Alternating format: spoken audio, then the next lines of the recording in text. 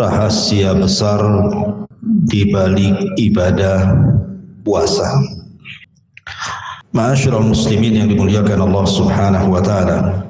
Al-Imam Ibnu Jauzi rahimahullahu taala ketika menyebutkan tentang keutamaan bulan Ramadan, maka beliau menyamakan bahwa Ramadan sama dengan Allah Yusuf alaihi salam di antara saudara-saudaranya. Kita tahu bahwa bulan itu ada 12 bulan. Maka Ramadan adalah sayyid asyhur, pemimpinnya bulan-bulan, dan bulan yang paling mulia dari 12 bulan sama dengan Nabi Allah Yusuf di antara 11 saudaranya. Karena Nabi Allah Ya'qub alaihi salam memiliki 12 anak. Salah satunya adalah Nabi Allah Yusuf. Dan dari 12 anak putra Ya'qub itu, Yusuf yang lebih mulia, lebih dicintai Allah Subhanahu wa taala karena dia seorang nabi yang meneruskan kenabian ayahnya. Maka begitu juga bulan Ramadan. Ramadan bulan yang paling mulia dan lebih dicintai Allah Azza wa Jalla dibandingkan bulan-bulan yang lainnya. Sebagaimana ketika saudara-saudara Yusuf alaihi salam menzalimi Nabi Yusuf selain Benyamin tentunya, maka setelah Nabi Yusuf alaihi salam berada di Mesir dan menjadi orang besar Mesir, maka Nabi Allah Yusuf alaihi salam mengatakan kepada saudara-saudaranya, la tathriba alaikumul yawm yaghfirullahu lakum wa huwa arhamur rahimin. Tidak ada celaan bagiku untuk kalian. Semoga Allah Subhanahu wa taala mengampuni dosa-dosa kalian karena Dia adalah Zat yang Maha Pengasih dari seluruh hamba-hambanya yang pengasih. Artinya mereka dimaafkan oleh Nabi Allah Yusuf dan Allah ampuni dosa-dosa mereka. Maka begitu juga dari 11 bulan ini, kalau antum banyak bermaksiat kepada Allah Azza wa Jalla, kemudian datang bulan Ramadan, kemudian antum minta ampunan di bulan Ramadan, maka Ramadan bisa mengampuni 11 bulan yang antum bergelimang maksiat di situ. Dan ini keistimewaan Ramadan. Makanya Ramadan itu syahrul maghfirah, bulannya kita mudah diampuni dosa. Lah dari ibadah Ramadan, kalau disebut bulan Ramadan, maka yang terbesit di kepala kita adalah puasa. Ini yang kita akan bahas, asrar as-siyam. Apa rahasia di balik puasa ini? Masyaallah muslimin yang dimuliakan Allah Azza wa Jalla. Ibadah puasa ini hakikatnya adalah beban. Beban bagi kita kan. Bagaimana tidak beban? Kita disuruh jangan makan, jangan minum, dan itu kebiasaan setiap hari padahal. Belum lagi dilarang berhubungan suami istri dan hal-hal yang lain. Dan itu sangat membebani. Dan tidak ada manusia yang mau menanggung beban kan. Coba saja antum dari pagi saya suruh bawa beras 5 kilo, jangan ditaruh di teng-teng saja sampai sore. Itu kan beban itu. Sebulan begitu, siapa yang mau? Tetapi puasa yang hakikatnya beban itu menjadi sebuah kenikmatan kalau seseorang itu paham di balik rahasia puasa itu sendiri. Makanya Allah Subhanahu wa taala ketika membahasakan atau Rasul membahasakan perintah puasa kepada kita, menggunakan retorika dan komunikasi yang menyenangkan.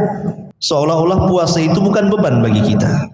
Contoh saja sabda Nabi sallallahu alaihi wasallam. Kata Nabi sallallahu alaihi wasallam, apabila datang bulan Ramadan, maka Rasul mengatakan, atakum Ramadan syahrun mubarak faradallahu alaikum siyamahu tuftahu fiha abul jannah tughallaqu fiha abwabun niran wa sufidatis syayatin. apabila datang bulan Ramadan kepada kalian, sesungguhnya Ramadan adalah bulan yang penuh berkah. Lihat Al-Quran, lihat bahasa Rasul dimulai dengan memuji bulan dulu. Ramadan itu bulan penuh berkah. Rasul tidak langsung mengatakan, tar lagi Ramadan, awas kalian jangan puasa, awas kalian makan, gak boleh makan, gak boleh minum. Tak juga. Tapi Nabi SAW merangsang dengan mengatakan bahwa Ramadan itu bulan berkah. Kemudian Rasul mengatakan Allah wajibkan kepada kalian puasa karena di bulan Ramadan dibuka pintu sorga, ditutup pintu neraka dan diborgol.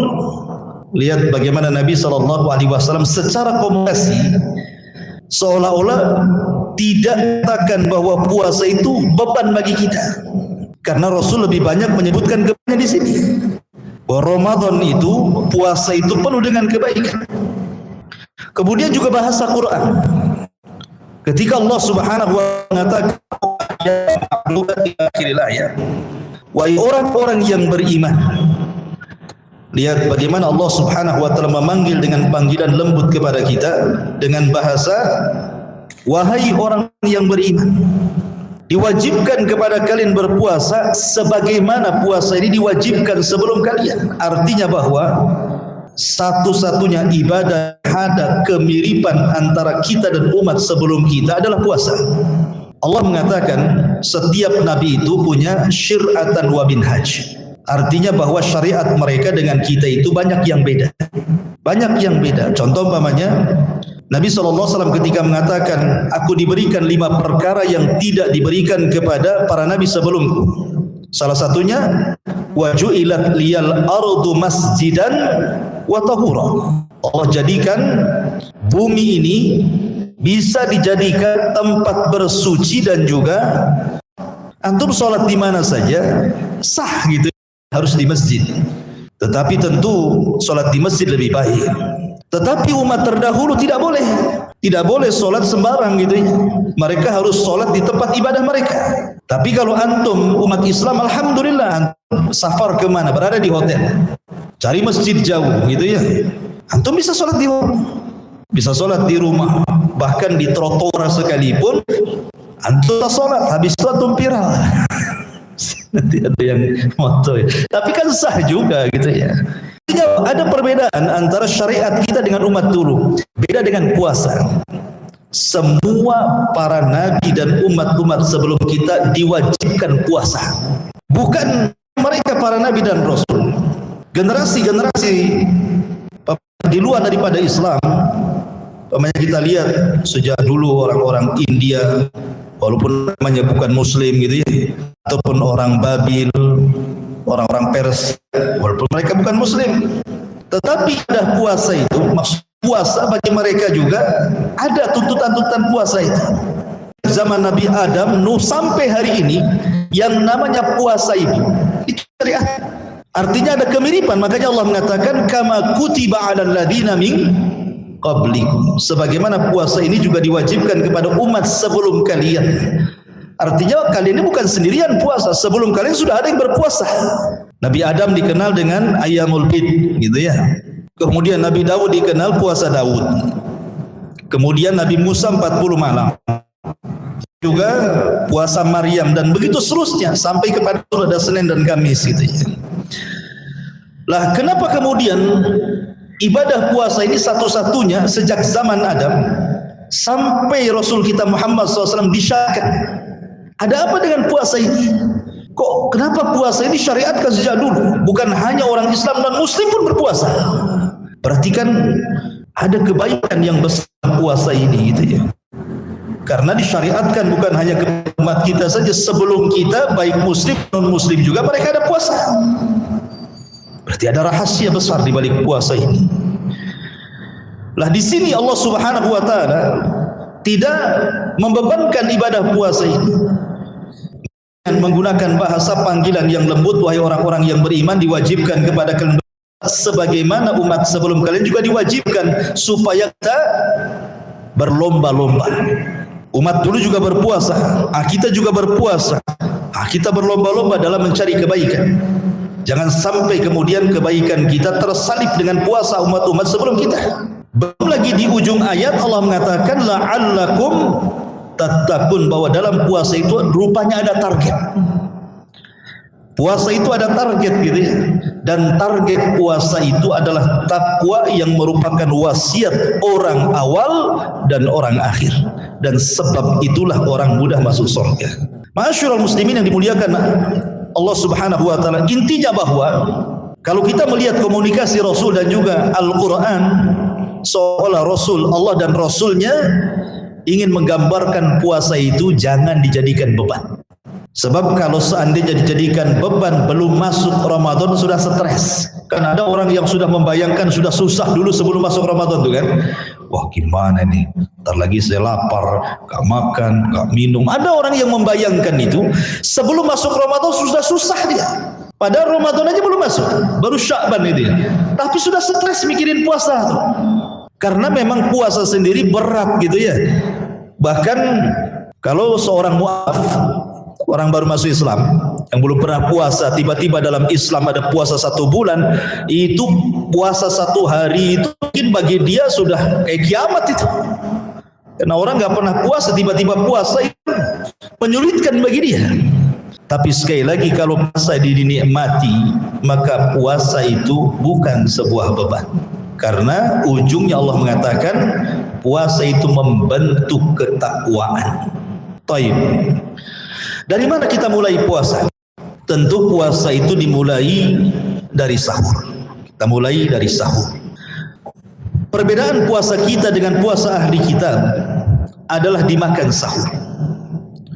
Nabi SAW mengatakan faslu ma baina siyamina siyami ahli kitab akalat as-sahur.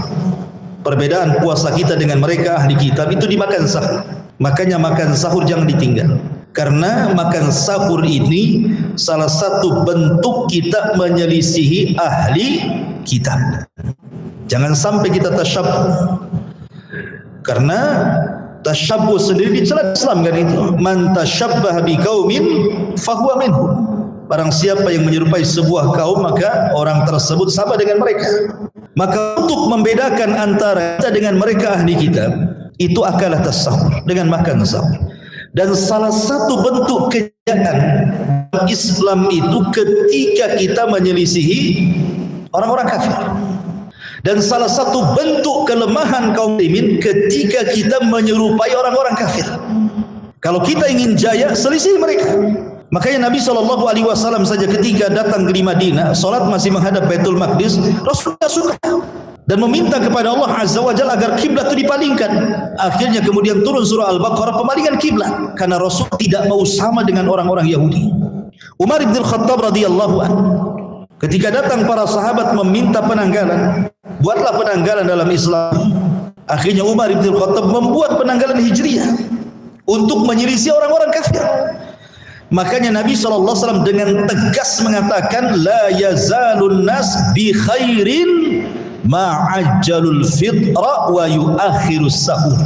Kaum muslimin ini akan senantiasa di atas kejayaannya selama mereka menyegerakan berbuka dan mengakhirkan sahur. Pertanyaannya, apa hubung kait mengakhirkan sahur dengan menyegerakan berbuka dengan kejayaan Islam? Kan hanya makan saja. Kenapa bisa menjadikan Islam jaya gitu ya? Maka rahasianya ketika seseorang menyegerakan berbuka, ketika seseorang kemudian mengakhirkan sahur, karena di balik itu ada penyelisihan kita dengan orang-orang kafir. Kalau ingin jaya, selisih mereka.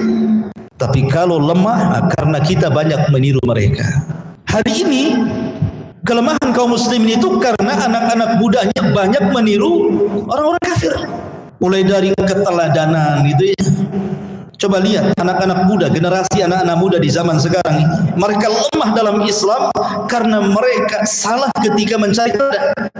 Mereka lebih kenal tokoh-tokoh barat, tokoh-tokoh kafir, gandrung kepada mereka, kenal biografinya, sementara kepada nabinya, sahabatnya, para ulamanya enggak kenal. Belum lagi kemudian cara berpakaian mereka, cara berpikir mereka, akhlak mereka. Itu kalau semua condong kepada kafir, lemah Islam. Oleh karena itulah maka di balik penyelisihan inilah ada kejayaan.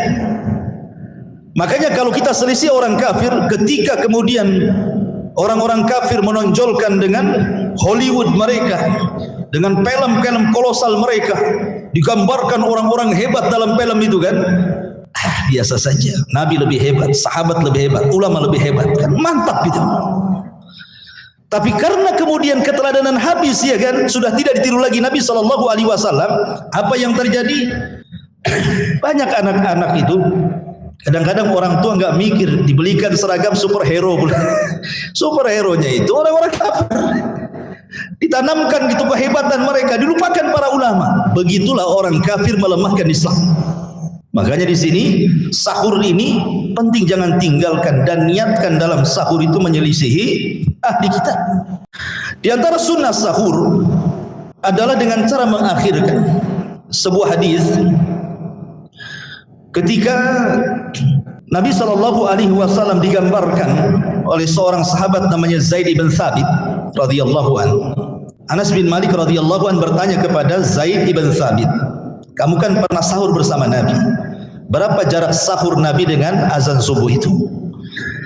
Lihat bagaimana perkataan Zaid bin Thabit ini. Kata Zaid, tasaharna ma'a Rasulillah sallallahu alaihi wasallam, thumma qumna ila salati wa qad kana baina as-sahuri was-salati qadra 50 ayatan. Kata Zaid bin Thabit, kami dulu pernah sahur bersama Nabi.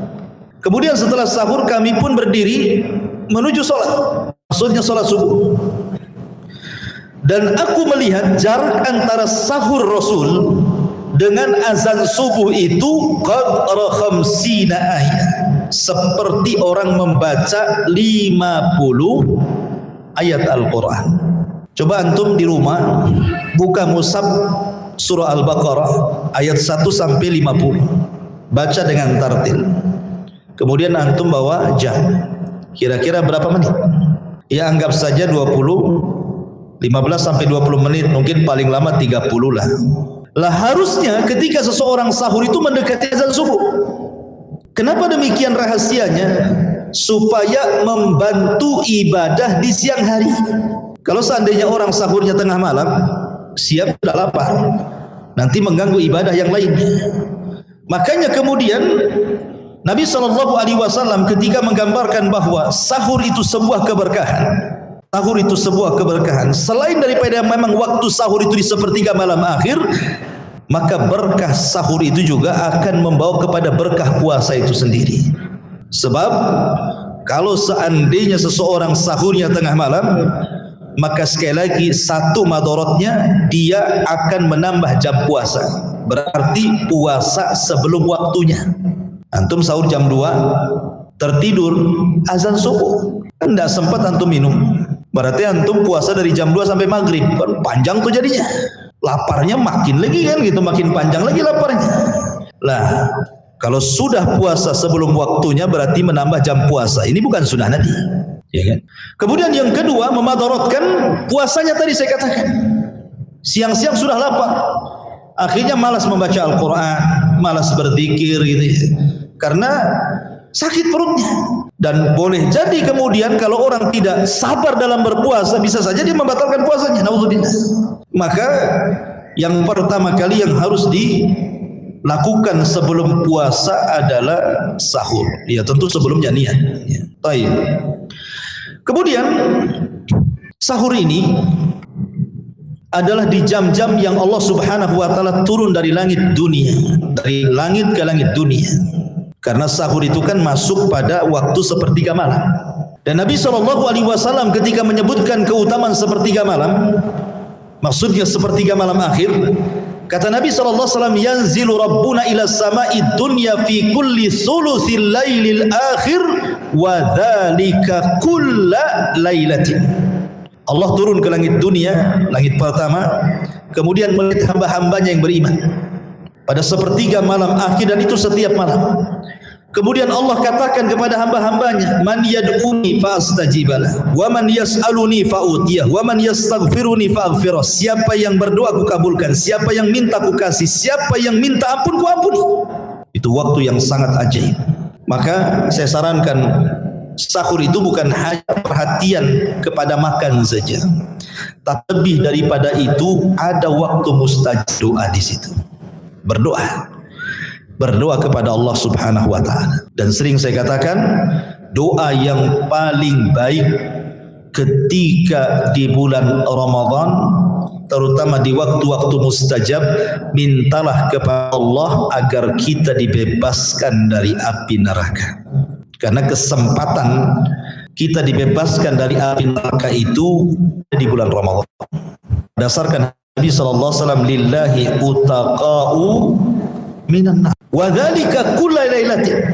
Allah itu memerdekakan hambanya dari api neraka setiap malam di bulan Ramadan. Makanya setiap antum berdoa di bulan Ramadan ini, mau siang mau malam, sisipkan kalimat, ya Allah merdekakan diriku dari api neraka.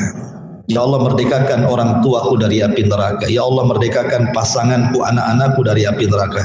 Itu doa yang jangan sampai dilewatkan. Karena ini kesempatan. Di bulan lain tidak ada.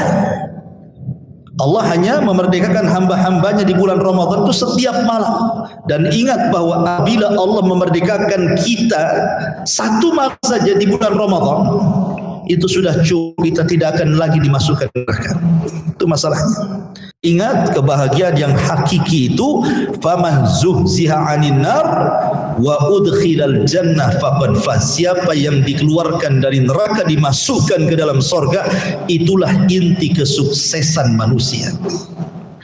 Ma'asyiral muslimin yang dimuliakan Allah Azza wa Jalla. Kemudian pada puasa, kita tahu bahwa sahur itu ada sebuah hadis Nabi mengatakan, idza sami'a ahadukumud nida wal ina'u ala yadihi fala yadhahu hatta yaqdi hajatahu minhu. Apabila salah seorang kalian sedang sahur nih, mendengar suara adzan, suara panggilan, maksudnya suara adzan, sementara bejana itu masih berada di tangan, maka jangan diletakkan sampai dihabiskan. Hadis ini dihasankan oleh sebagian ulama. Salah satunya Syekh Nasiruddin Al-Albani rahimahullahu taala. Ulama ketika membahas hadis ini adalah salah satu bentuk taisir fil ibadah, di mana Allah Subhanahu wa taala memudahkan bagi hamba-hambanya saat beribadah, khususnya berpuasa. Tetapi perhatikan lafadznya, maksudnya begini, kalau kita ini sedang mau minum nih, sedang pegang gelas seperti ini, ya.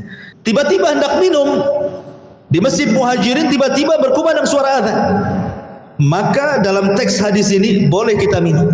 Ingat kalimatnya fi yadih, berada di tangan, ya kan?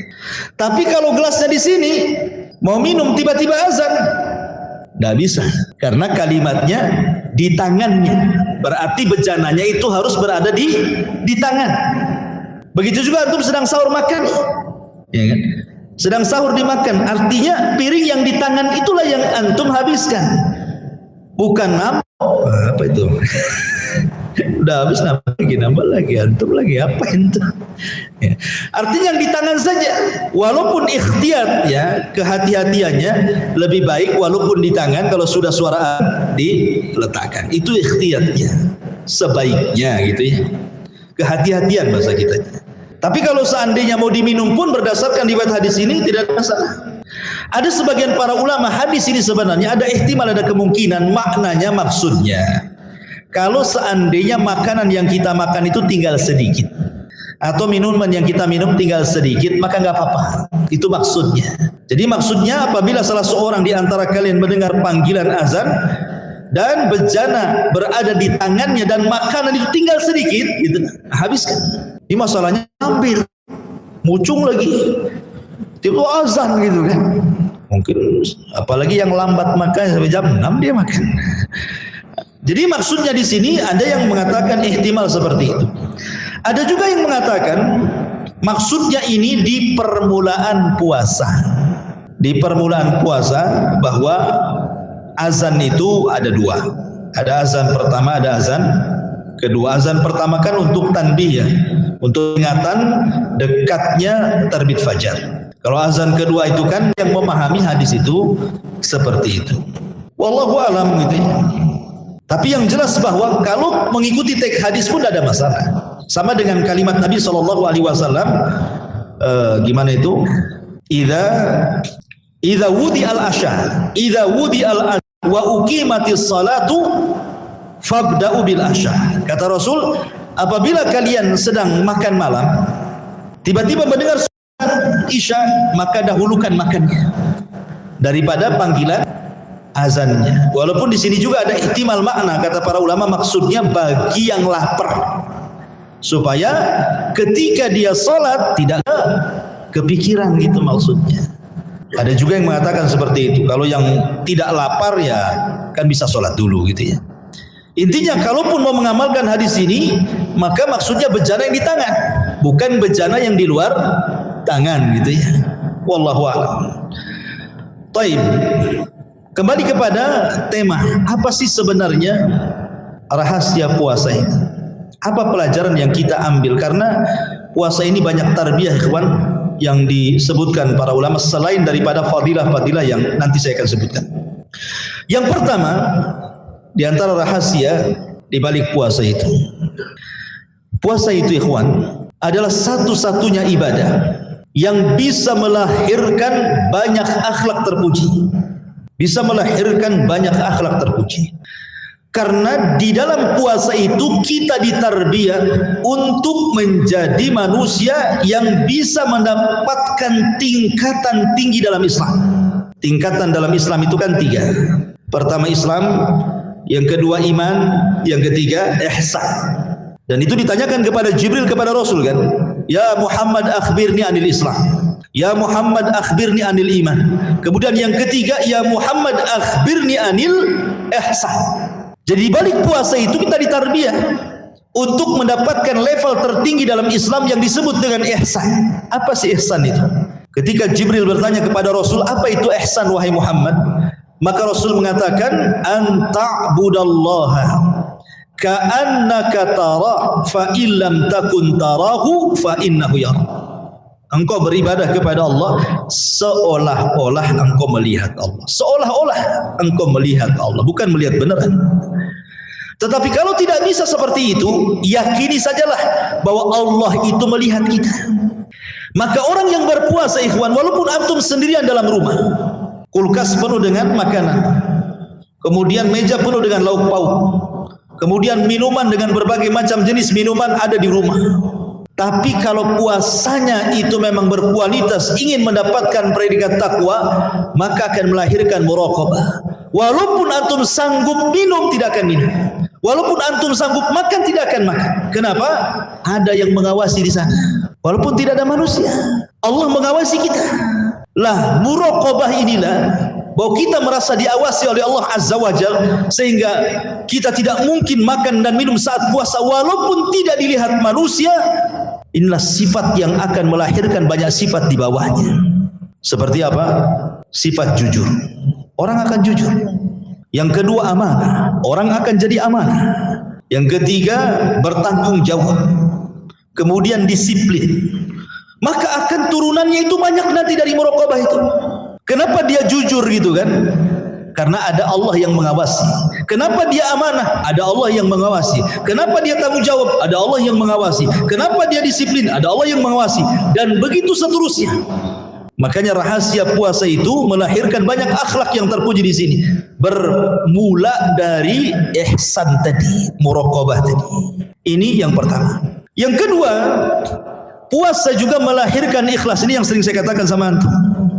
Satu-satunya ibadah dalam rukun Islam yang hanya tahu antara dia dengan Allah itu adalah puasa. Syahadat diucapkan syahadat, nampak dia mengucapkan syahadat. Salat nampak dari takbiratul ihram sampai salam. Orang zakat nampak hartanya. Orang haji apalagi. Tapi puasa tidak bisa dideteksi. Tidak bisa seseorang itu mengatakan si anu puasa, si anu tidak. Kecuali kalau dia ngomong. Coba dia ngomong, tidak ngomong sama sekali. Maka kita tidak tahu di hari Senin umpamanya kan, antum lalu lalang banyak manusia, antum tidak bisa si anu puasa. Dari mana antum tahu? Oh nampak pucat, tidak bisa, ya kan? Lah dari sinilah kemudian puasa itu ada sir baina al abdi wa rabbih, ada rahasia antara hamba dengan Allah. Dari sinilah puasa melahirkan ikhlas, melahirkan keikhlasan, karena yang tahu hanya dia dengan Allah saja.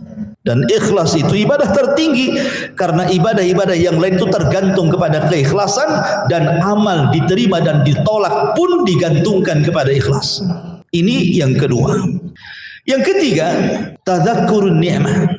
Orang akan diingatkan dengan banyak nikmat Allah Azza wa Jalla. Ikhwan, kalau antum diberikan terus nikmat, pasti antum lupa akan nikmat. Dikasih terus, lupa bersyukur. Orang kalau terus dikasih nikmat, kata para ulama, maka akan lupa bersyukur kepada Allah Azza wa Jalla. Maka puasa ini mengajarkan itu. Sekaya apapun antum, sanggup membeli makanan apapun, sanggup membeli minuman apapun, ingat ketika puasa dilarang. Mau kaya apapun, mau pejabat apapun, dilarang. Disuruh lapar-lapar, dihentikan nikmatnya. Nikmat makannya dihentikan, nikmat minumnya dihentikan, nikmat syahwatnya dihentikan, hubungan suami istri dihentikan, gitu kan, supaya dia mengingat nikmat Allah Azza wa Jalla. Kapan dia ingat nikmat Allah itu? Saat berbuka. Dari sini Nabi SAW mengatakan, lis-saimi farhatah. Bagi orang yang berpuasa itu ada kebahagiaan. Apa kebahagiaannya? Farhatun inda fitri wa farhatun inda liqa'i rabbi. Bahagia saat dia berbuka dan bahagia ketika berjumpa dengan Rabbnya. Karena biasanya orang itu bisa menikmati makanan kecuali setelah dia lapar. Anda bisa menikmati betapa enaknya minuman itu kecuali Anda sedang haus. Kalau Anda kenyang, ini udah kenyang nih perutnya kan, dikasih apapun depan kita, mau enak seenak apapun, hambar, nggak akan diterima. Udah kenyang. Begitu juga orang yang sudah hilang dahaganya gitu ya, dikasih minuman apapun depan kita itu nggak ngaruh itu. Maka dari sini kita diingatkan agar senantiasa syukur nikmat saat berpuasa itu. Jangan dilupakan bahwa di sana ada nikmat besar dari Allah Subhanahu wa taala, kebahagiaan, dan itu tidak akan didapati siapapun kecuali orang-orang yang berpuasa. Kemudian yang keempat, bukan hanya itu saja, puasa juga mengajarkan kepekaan sosial. Kepekaan sosial itu artinya bahwa puasa ini mengajarkan kepada kita dan menghilangkan penyakit hati yang disebut dengan bakhil. Penyakit bakhil ini adalah salah satu penyakit yang bisa mengeraskan hati. Tiba-tiba kemudian diambilnya tongkat, didorong pula anak yatim itu, jatuhlah anak yatim. Kemudian anak yatim menangis, kemudian pergi. Dari sini Allah Subhanahu wa taala turunkan ayat, ara'aital ladzi yukadzibu biddin, fadzalikal ladzi yadu'ul yatim wala yakhuddu ala ta'amil miskin fawailul lil musallin alladzina hum an salatihim sahun alladzina hum yura'un wa yamna'unal ma'un. Tidakkah kau lihat para pendusta agama itu? Tidakkah kau lihat para pendusta agama, para pendusta hari kebangkitan itu? Mereka orang-orang yang menghadik anak yatim. Mereka orang-orang yang tidak menganjurkan untuk memberi makan fuqara dan masakin. Dan mereka orang-orang yang mencegah bila tetangganya meminjam sesuatu. Wa yamna'unal, dan itu sebakhil-bakhilnya orang bakhil. Kata ulama, seandainya tokoh-tokoh Quraisy itu mereka dalam hatinya ada kasih sayang, ada kasih sayang dengan fuqara dan masakin, ada kasih sayang dengan anak-anak yatim, ada kasih sayang dengan orang-orang susah, niscaya mereka mudah Islam. Tapi ketika mereka hilang kasih sayangnya, yang ada bakhil dalam hatinya, sehingga mengeras hatinya. Ketika mengeras hatinya, susah pula dapat hidayah.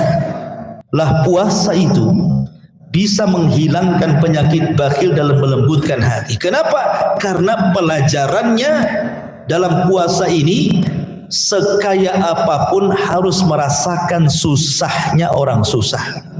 Karena ada di antara kita orang-orang susah itu puasanya bukan Ramadan, 1 tahun dia puasa. Maksudnya 1 tahun susah makan. Bukan tidak bisa makan, tidak ada yang dimakan. Bukan susah minum, tidak ada yang diminum, gitu. Lihat orang-orang yang berada di negeri konflik, yang akhirnya kemudian mereka harus tinggal di pengungsian dan begitu seterusnya gitu. Jangan jauh-jauh lah, di Batam, di Ruli-Ruli, di mana gitu yang susah-susah itu kan. Jadi kita ini disuruh tuh susah di bulan Ramadan itu. Tetapi ingat, hikmah disuruh susah, tidak boleh makan, tidak boleh minum, itu maksudnya ada kesetaraan bahwa nih loh orang-orang fakir loh, merasakan yang antum merasakan. Oh, tidak kasihan dengan mereka. Sehingga kemudian puasa ini melahirkan kepekaan sosial. Makanya kenapa ada hubungan antara sedekah dengan puasa. Ketika Aisyah radhiyallahu anha menceritakan tentang bagaimana kedermawanan Nabi SAW di bulan Ramadan itu. Apa kata Aisyah? Kana ajwadun nas. Nabi itu orang yang paling dermawan, kata Aisyah radhiyallahu anha. Wa ajwadu ma yakunu inda liqa'i Jibril, dan bertambah-tambah kedermawanannya ketika berjumpa dengan Jibril.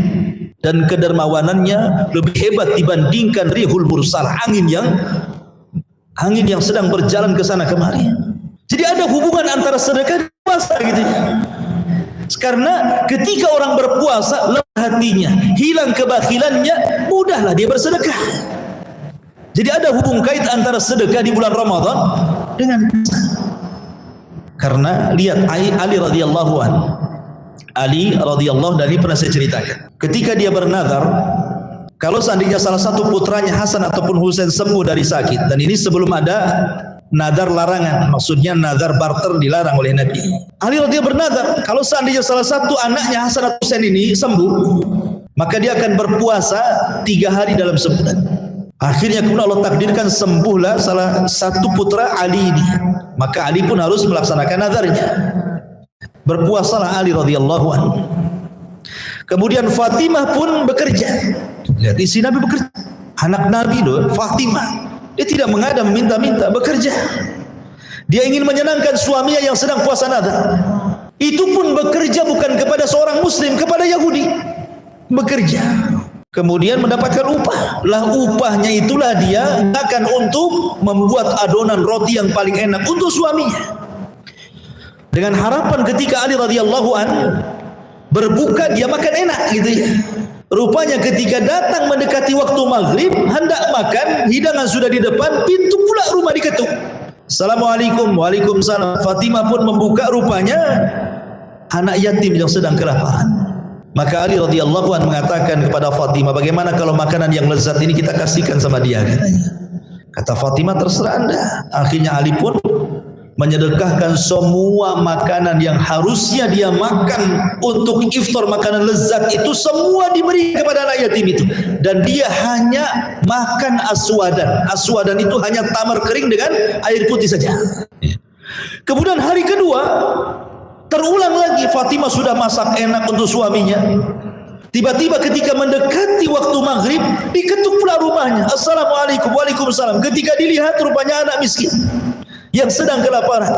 Akhirnya kata Ali kepada Fatimah, bagaimana kalau kita kasihlah kepada orang miskin ini? Kata Fatimah, terserah Anda. Akhirnya semua dikasih, dan Ali pun hanya memakan tamar kering dengan air putih saja. Rupanya hari ketiga sama, diketuk rumahnya. Rupanya yang mengetuk tawanan perang, orang kafir, lapar dia. Kata Ali, ya sudahlah kita kasihkan. 3 hari berturut-turut Ali hanya iftar dengan tamar dan air putih, tidak menyentuh makanan lezat karena disedekahkan semuanya. Dari sini turun ayat, wa yut'imuna ala hubbihi miskinan wa yatiman wa asira. Turun ayat ini, surah Al-Insan. Wa yut'imuna ala hubbi. Maka Ali pun kemudian memberi makan. Dia ingin makan tuh. Dia berikan kepada siapa? Yatiman, pertama anak yatim. Kemudian miskinan, yang kedua anak miskin, yang ketiga wa asira, dan tawanan perang. Turun ayat ini. Kalau tidak turun ayat ini, kita tidak tahu kisah ini. Karena kisah ini asbab nuzulnya surah Al-Insan ini. Wa yut'imuna ala hubbihi miskinan wa yatima asira. Lihat, ketika Ali berpuasa, ketika hawa nafsunya sudah ditekan, akhirnya dia menjadi dermawan. Maka kedermawanan itu tidak lepas dari ibadah puasa. Cuman masalahnya ada yang berpuasa kok makin bakhil. Nah, ini masalah pula. Ini puasanya bermasalah berarti ya. Puasa udah jam 5 sibuk di pasar kaget. Semua dibeli. Dari gorengan berwarna hitam sampai gorengan berwarna putih. Ya kan? Dibeli semua. Tadi makan tahap itu nafsu saja sebenarnya. Oh, banyak-banyak ya. Di jalan lah ada orang susah, tak juga dikasih sama dia. Gitu. Jadi puasanya tidak melembutkan hati. Harusnya puasa itu melembutkan hati.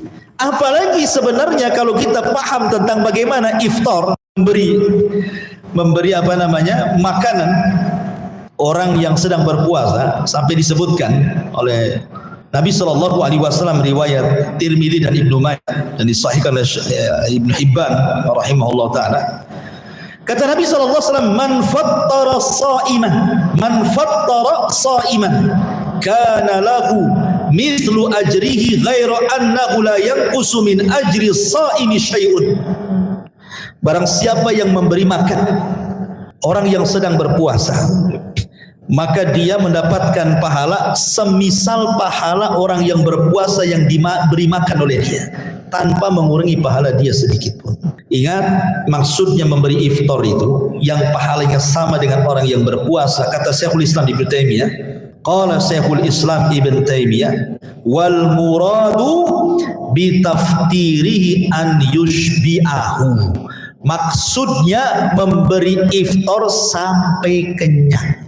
Sampai kenyang. Artinya kalau sampai kenyang, ajak makan ke rumah, gitu ya, ngundang-ngundang. Ataupun ya nasi bungkus minimalnya ya.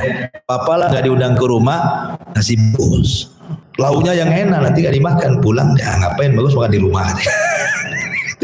Maksudnya ya. Artinya bahwa kesalahan orang berpikir itu maksudnya apa? Ngasih iftar yang penting ya, apalah makanan kering-kering. Orang puasa itu lapar ya kawan. Kalau satu bakwan dia tidak mungkin kenyang. Minimal satu bakul bakwan baru kenyang dia. Jadi maksudnya mendapatkan pahala orang yang berpuasa itu sampai kenyang dia. Makanya saya teringat waktu saya masih di Yaman itu, kalau sudah Ramadan itu kita ke Son'a. Belum perang dulu Son'a ya. Di Son'a ya, kalau puasa itu bagi kita para santri itu disebut perbaikan gizi. Jadi kalau di pondok kan kurang gizinya. Jadi kalau Ramadan itu ke Son'a, istilahnya perbaikan gizi, karena banyak orang kaya itu undang makan. Jadi kalau kita ini habis sholat nih, sholat maghrib, orang kaya itu sudah berdiri di pintu-pintu masjid. Subhanallah, memang aslinya orang Arab itu karam ya, memang pemurah mereka. Jadi orang-orang kaya itu semua berdiri di masjid, di pintu-pintu masjid itu ngadang kita. Nanti sampai di pintu tarik-tarikan tuh. Ya, kamu ke rumah. Nanti yang satu narik kamu ke rumah. Ya, akhirnya kita jadwal lah, karena nggak mungkin lah kita tarik habis makan di sini. Jadi nggak mungkin lah kita muat. Kalau orang sana ngasih makan bukan kayak kita ngasih makan. Mukodimahnya banyak. Jangan ketipu dengan mukodimah. Karena inti makanan enak itu terakhir. Kadang orang nggak tahu kan, asli dimakan. Oh, yang enak terakhir udah kenyang. Itu daging kambingnya terakhir dikeluarkan sama dia. Ya. Jadi begitu maksudnya, itulah satu gambaran pengalaman gitu ya. Nah tapi saya nggak pernah lihat di muhajirin ya, orang kayak duduk di pintu-pintu masjid gitu ya. Nanti habis maghrib makan di rumah. Harusnya kan begitu ya. Orang kaya itu ya. Enggak, orang kaya itu rata-rata seremonial saja gitu ya. Kalau ada acara-acara dibuat seremonial sama dia.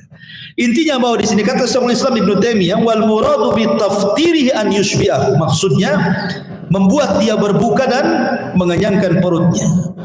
Dan disebutkan oleh para ulama, wa qad kana salafus salihu yahla it'amit ta'am, dan para salafun salih itu betul-betul mereka semangat untuk memberi makan orang yang berpuasa, karena mereka wa yarawnahu min afdhalil ibadat, dan mereka memandang bahwa itu seafdal-afdalnya ibadah di bulan Ramadan.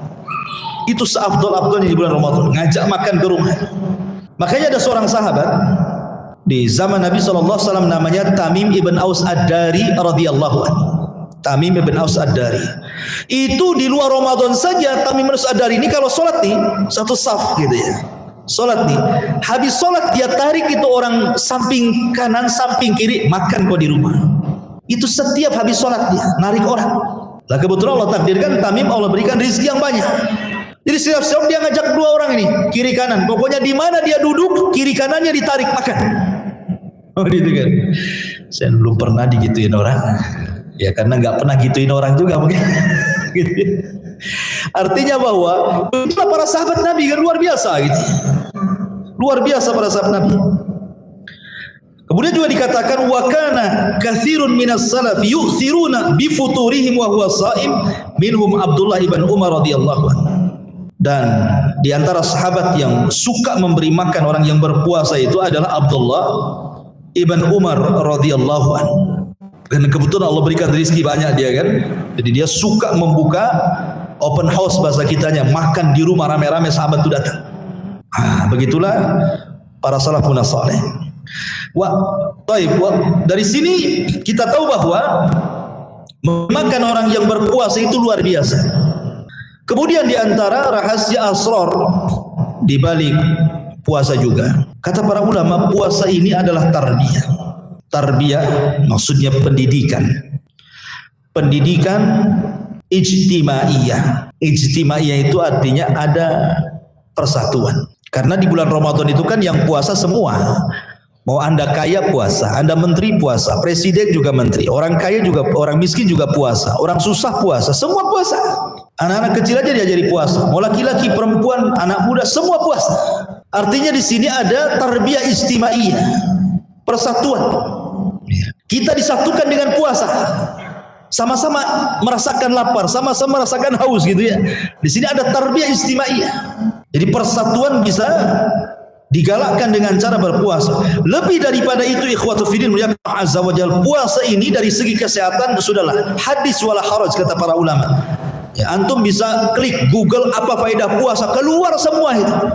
Bagaimana apa faedah kesehatan puasa itu luar biasa, karena saya katakan tadi hampir semua agama, hampir semua generasi gitu ya, baik itu muslim atau non muslim, itu memerintahkan puasa. Karena salah satu faedahnya adalah ada faedah kesehatan yang luar biasa yang tidak didapati dengan cara pengobatan yang lainnya, hanya bisa didapati dengan puasa. Salah satunya kata para ulama nih, bahwa orang yang suka puasa itu tidak cepat tua. Tidak cepat tua, awet muda. Jadi kalau ingin awet muda, banyaklah puasa Senin Kamis, awet muda. Karena jarang puasa jadi awet tua. Tapi kalau perempuan kalau ingin awet muda gampang, suruh cium ketiak antum, itu awet muda tuh. Saya pernah baca di Google, ini hoax atau enggak ya gitu.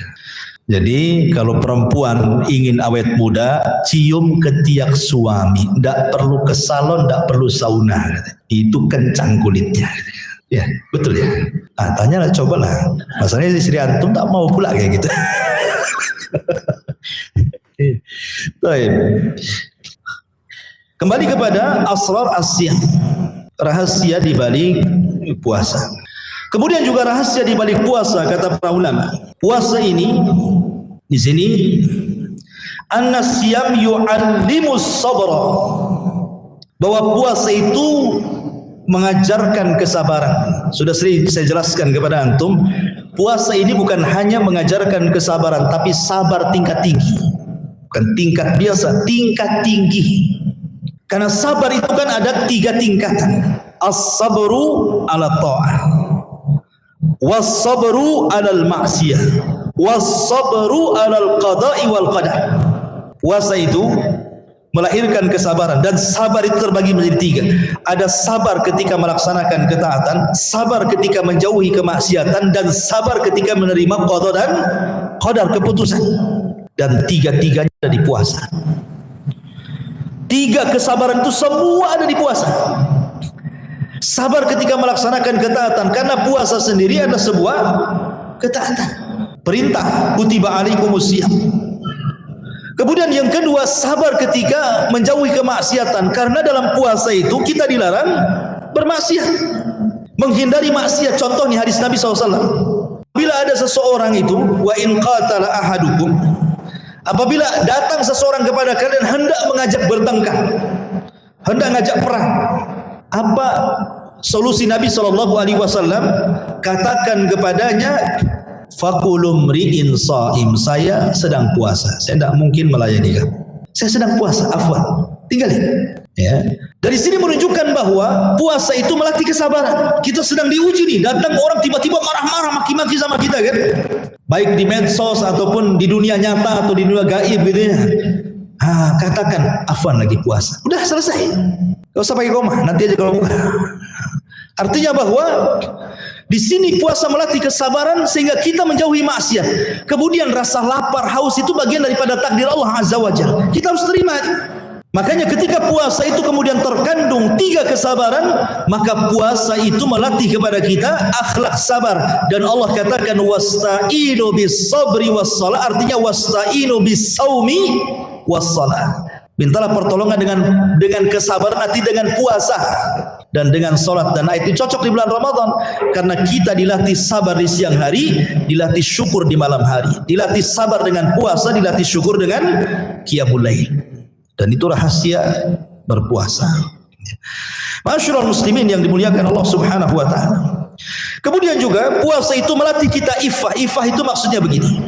Kalau antum sahur, menyantum sudah malam itu membeli sesuatu lah yang sangat enak, sangat lezat. Lauk istri sudah masak dengan masakan yang paling lezat. Dan kamu dan kita ini ingin makan sahur dengan makan itu gitu. Tapi Allah takdirkan, rupanya ketika sahur lupa pula tuh makanan yang lezat yang sudah cita-cita malam itu ingin makan itu, kelupa pula. Teringat setelah azan. Ingatnya itu setelah azan gitu ya. Kemudian kita pandang makan itu. Lah, pikirnya kan pasti pengen makan. Kenapa lah kok tadi taruhnya kok di sebelah sini kan nggak nampak gitu.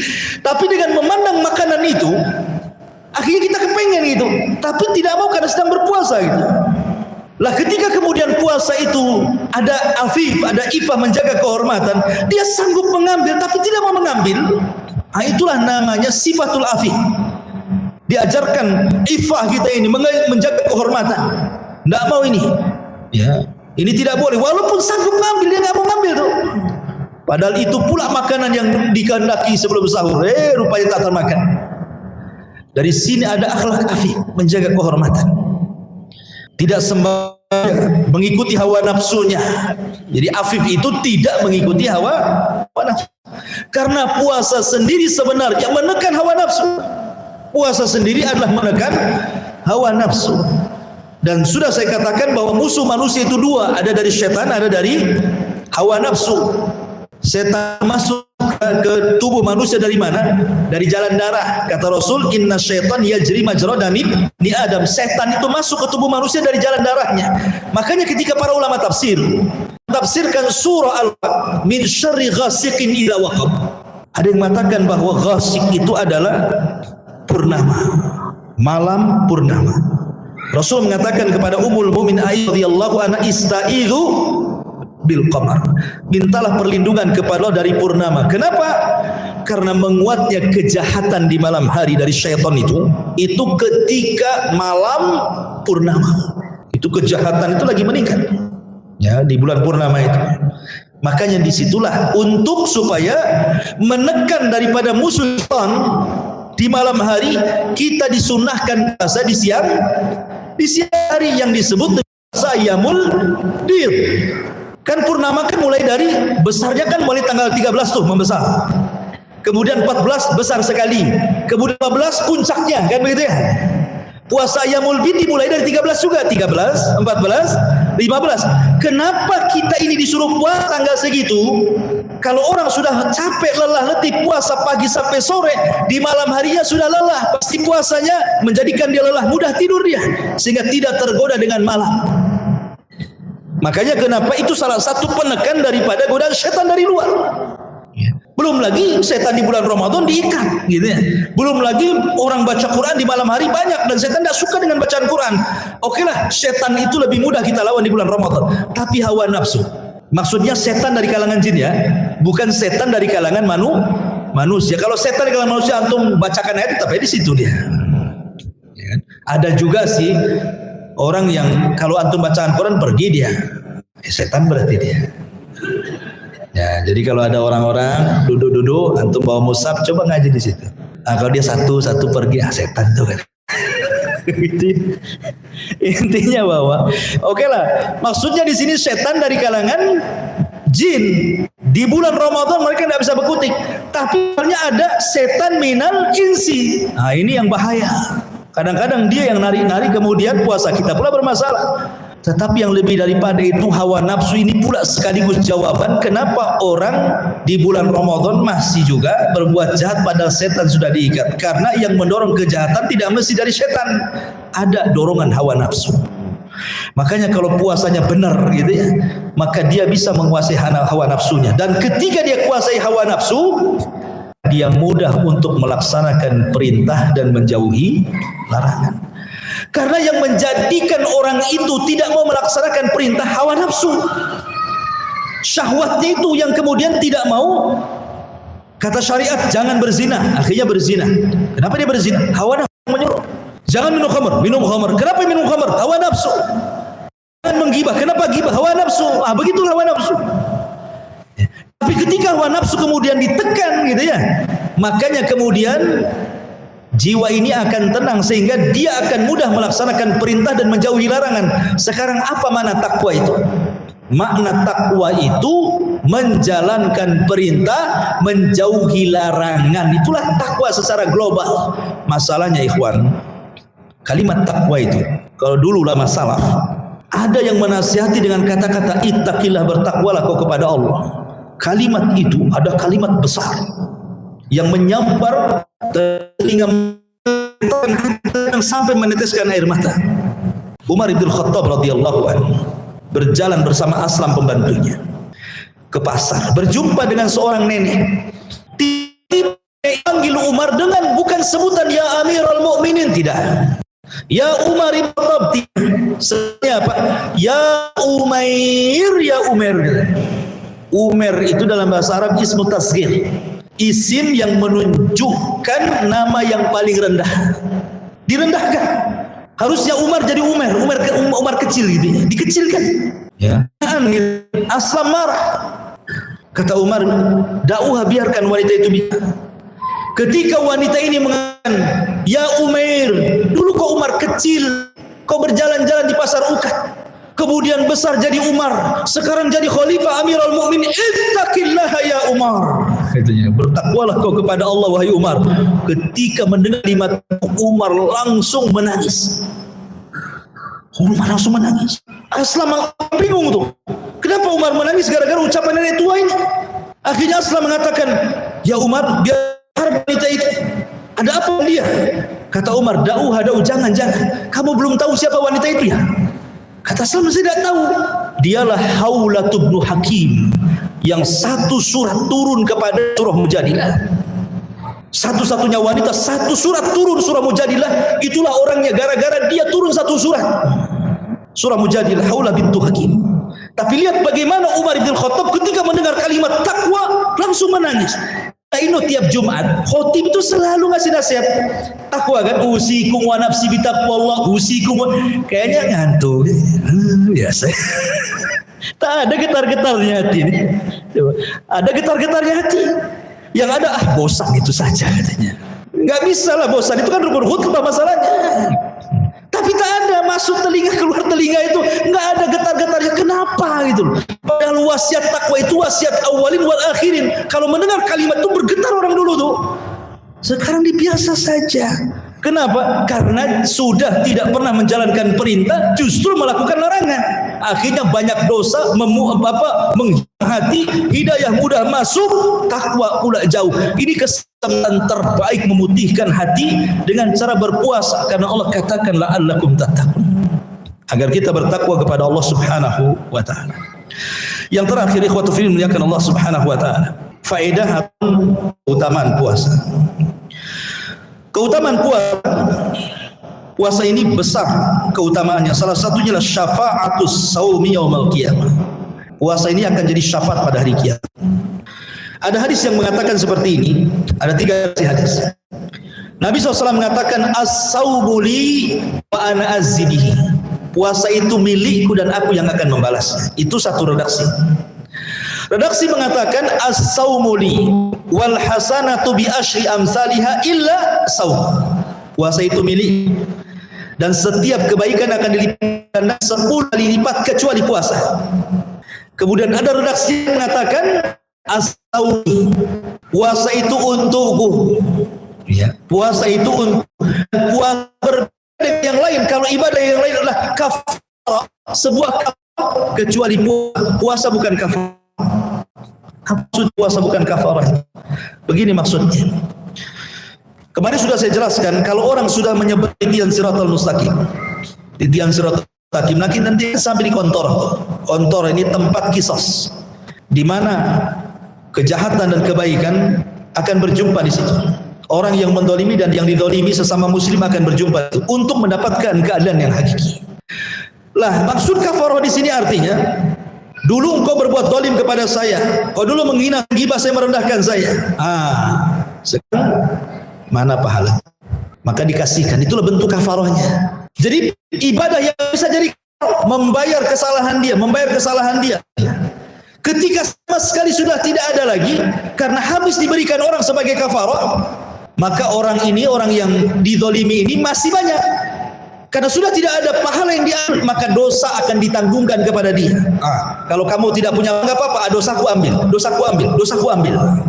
Akhirnya pahalanya lenyap, nanggung dosa orang pula. Itulah bangkrut. Tetapi ketika dia sudah putus asa, sudah tidak bisa lagi punya modal untuk masuk ke dalam sorga, Allah datang dengan membawa pahala besar. Rupanya pahala itu adalah pahala puasa. Karena puasa tidak bisa jadikan kafarah. Itu maksudnya. Jadi datang Allah dengan pahala besar puasa. Dan puasa akan mengatakan, ya Rabb, gara-gara aku orang ini dia menahan lapar, menahan haus, fasyafi'ni li, berikan syafaat karenaku ya Rabb. Maka Allah pun berikan syafaat kepada dia. Itu kan luar biasa. Keistimewaan syafaat itu bisa menolong ketika sudah enggak ada pahala, kemudian dosa orang tertanggung pula, datang pula pahala puasa, setelah ditimbang pahalanya lebih besar, masuk dia ke surga dari babur royan pintunya. Ya. Ini keutamaan yang pertama. Keutamaan yang kedua, syafaat itu adalah kafaratul dzunub. Dia adalah menghapuskan dosa-dosa. Maksudnya dosa-dosa kecil selama dia meninggalkan dosa besar. Termasuk juga puasa itu ada penyebab mustajab doa. Karena Rasul mengatakan lis-shaimi da'watun la turad. Bagi orang yang berpuasa itu ada doa yang tidak mungkin ditolak. Salah satunya da'watun indal fitri. Berdoa menjelang berbuka. Ini penting. Berdoa menjelang berbuka. Walaupun 10 menit, 5 menit, naikkan tangan ke atas. Itu permulaan Allah memerdekakan kita dari api neraka. Sekali lagi, ketika itulah antum berdoa kepada Allah, ya Allah selamatkan aku dari neraka. Istriku, orang tuaku, anakku. Itu waktunya tuh. Karena itu mulai setelah Allah merdekakan kita dari api neraka sampai waktu subuh. Ya. Kemudian juga Nabi SAW mengatakan, man shoma ramadanan imanan wa ihtisaban ghufira lahu ma taqaddama min dhanbi. Barang siapa yang berpuasa Ramadan penuh dengan iman mengharap pahala Allah, maka Allah akan ampunkan dosa-dosanya. Maka yang dimaksud dosa-dosa di sini artinya dosa kecil. Karena dosa besar itu hanya bisa dengan taubatan nasuha. Kemudian Nabi SAW pernah menyebutkan satu rumah, satu istana megah di sorga. Satu kamar, ya bukan istana, satu kamar. Kamar itu terbuat dari kaca. Tentu bukan kaca di dunia, kaca sana di sorga lah kan begitu. Yura zahiruha batinuha wa batinuha zahiruha. Di mana orang luar bisa memandang ke dalam, orang dalam memandang keluar. Ya kita katakan rumah kaca lah. Itu letaknya di atas. Di atas dari kamar itulah kita bisa melihat view-nya sorga. Taman-tamannya, sungai-sungainya, keindahannya bisa terlihat di kamar. Kemudian para sahabat bertanya, apakah kamar itu untuk manazilul anbiya? Untuk para nabi wahai Rasul? Kata Rasul, bukan. Siapapun bisa masuk ke kamar itu, asal dia memenuhi beberapa syarat. Kemudian Rasul mengatakan, man atabal kalam. Pertama, orang yang santun bicaranya. Man atabal kalam. Orang yang santun bicaranya.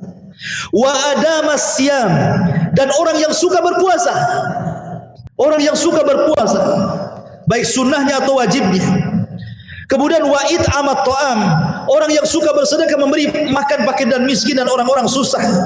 Kemudian wassalatu bil laili wan nasu niyam, dan salat di tengah malam di saat manusia sedang tertidur. Maka kalau antum melakukan 4 perkara ini, layak antum mendapatkan kamar itu. Salah satunya apa? Puasa. Dan akhirnya Nabi SAW mengatakan, man shoma fi sabilillah, man shoma yauman fi sabilillah, ba'adallahu wajhahu 'anil nari sab'ina kharifa. Siapa yang berpuasa satu hari saja di jalan Allah Azza wa Jalla, maka wajahnya akan dijauh dari api neraka sejauh perjalanan 70 tahun. Itu satu hari kali bulan. Berarti sudah 2100 tahun wajah kita dijauhkan dari api neraka selama puasa sebulan itu. 2100 tahun perjalanan. Sebentar dari jarak Isa bin Maryam sampai abad sekarang ini, Isa ke Rasulullah 500 tahun. Dari Rasul ke kita saja baru 14 abad, 1400 tahun. Berarti kalau digabungkan dari Isa sampai hari ini belum ada 2000 tahun. Dari Isa sampai hari ini belum ada 2000 tahun. 500 tambah 140 kan? 1400. Baru 1900-an kan itu. Dari jarak Isa itu sampai ke kita melewati berapa abad tuh? Ketika antum berpuasa 1 bulan itu dapat 2100 tahun perjalanan. Melewati berapa abad coba? Luar biasa ya. Keutamaan orang yang berpuasa itu.